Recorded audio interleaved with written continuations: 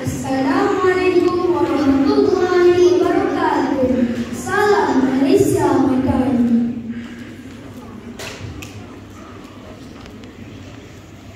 12 malam tanggal 31 Agustus tahun 1957, turunnya bendera ini diiringi dengan laungan Merdeka, Merdeka, Merdeka oleh Perdana Menteri Malaysia yang pertama yang teramat mulia Tunku Abdul Rahman Putra Lahaj.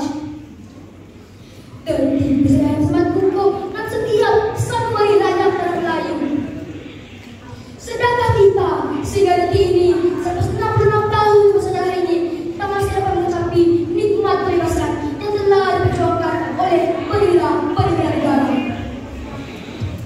Salam apresiasi kami berikan buat saudara-saudari peneraju majelis, guru-guru yang disanjungi, serta hadirin hadirat yang kami hormati. Hadirnya kami di sini bukanlah untuk menyampaikan amanat norma bangsa, bukan juga untuk melemparkan kata-kata dusta.